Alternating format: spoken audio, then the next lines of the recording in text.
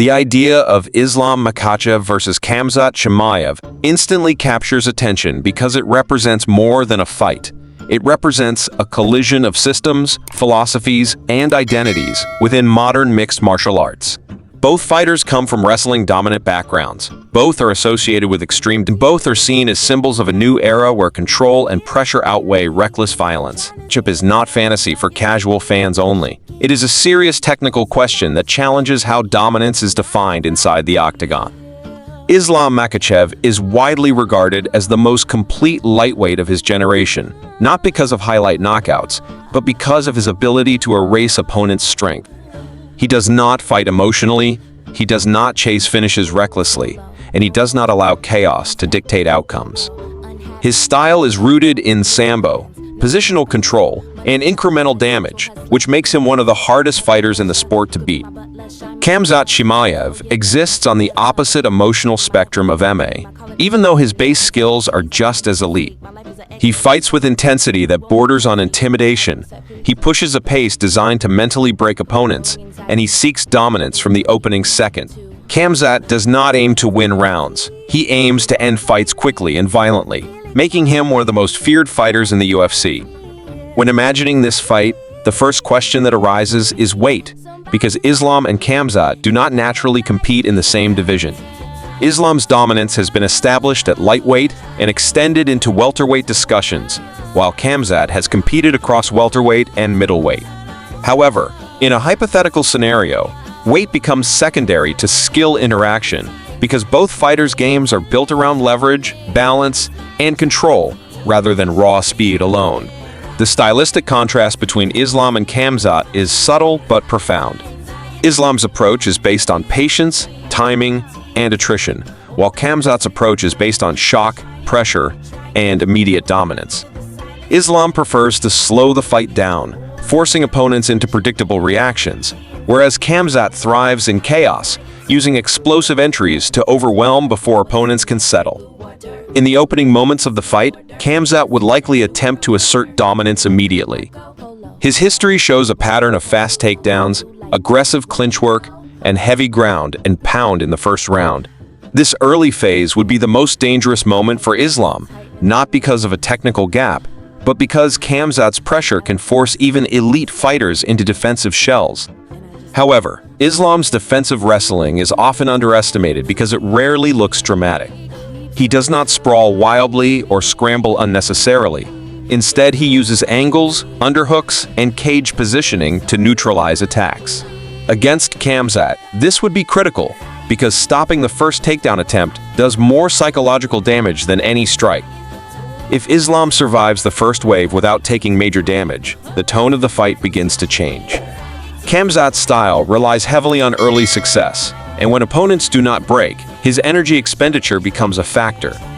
Islam is known for maintaining a steady output, conserving energy while forcing opponents to work harder than they want to. The grappling exchanges would define this fight more than striking, even though both men are competent on the feet. Khamzat's striking is aggressive and forward-moving, designed to back opponents toward the fence, while Islam's striking is calculated and defensive, designed to set up takedowns or force clinches on his terms. Neither fighter is likely to engage in prolonged kickboxing exchanges without a grappling objective. On the ground, the technical gap begins to show. Khamzat is an elite wrestler with devastating top pressure, but Islam is an elite submission grappler with a deeper understanding of positional transitions. Islam does not rush submissions. He advances position by position, draining opponents mentally and physically before committing. This is where the fight becomes truly fascinating, because Khamzat has rarely faced someone who can threaten him from every position. Most of Khamzat's opponents have been defensive on the ground, focused on survival rather than offense. Islam, on the other hand, actively hunts submissions even while defending, which creates hesitation in aggressive grapplers. Cardio becomes the invisible weapon in this matchup. Islam has proven his ability to maintain control and effectiveness across 5 rounds, while Khamzat has shown signs of slowing when fights extend beyond early dominance. This does not mean Khamzat lacks conditioning, but his style is energy-intensive, and every failed takedown costs him more than it costs Islam. As rounds progress, Islam's ability to read patterns becomes increasingly important.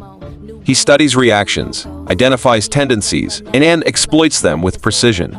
Khamzat's aggression, while terrifying, can become predictable if it does not result in finishes, allowing Islam to time counters and transitions more effectively. Mentally, this fight would test Khamzat in ways he has not often experienced. Islam is not intimidated by pressure, noise, or reputation. Coming from the same Dagestani system that produced Khabib Nurmagomedov, Islam has trained his entire life for battles of attrition rather than moments of glory.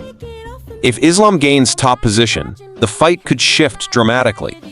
His ground control is not about damage alone, but about immobilization, risk control, and positional suffocation. Opponents often describe feeling trapped, unable to explode or scramble, which is particularly dangerous for someone like Khamzat who relies on explosiveness. Submission threats would constantly loom over Khamzat if he finds himself defending. Arm triangles, back takes, and leg entanglements are all part of Islam's arsenal, and he transitions between them seamlessly. Even if a submission does not come immediately, the threat forces defensive behavior, slowing Khamzat's offense.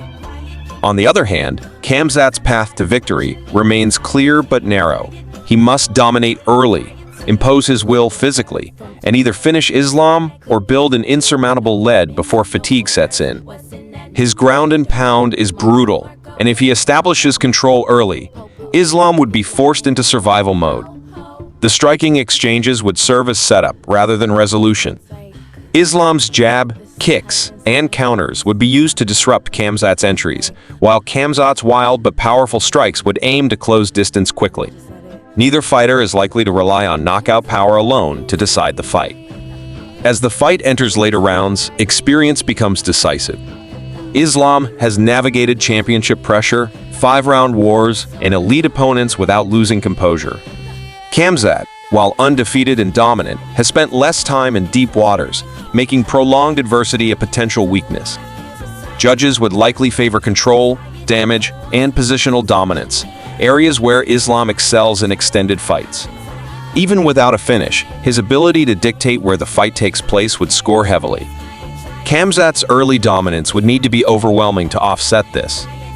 The narrative impact of this fight would be enormous, regardless of outcome.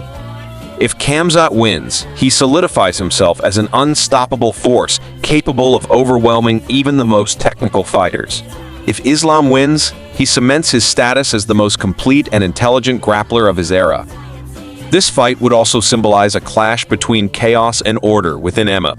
Khamzat represents raw intensity and fearless aggression, while Islam represents discipline, patience, and mastery of fundamentals. Fans are drawn to both, which is why the matchup generates such intrigue. From a legacy perspective, this bout would define how future fighters approach grappling-heavy matchups. It would show whether overwhelming pressure can defeat calculated control, or whether patience ultimately neutralizes aggression. Either result would reshape strategic thinking in high-level MMA. In conclusion, Islam Makhachev versus Khamzat Chimaev is not just a dream fight. It is a philosophical battle about how fights are won at the highest level.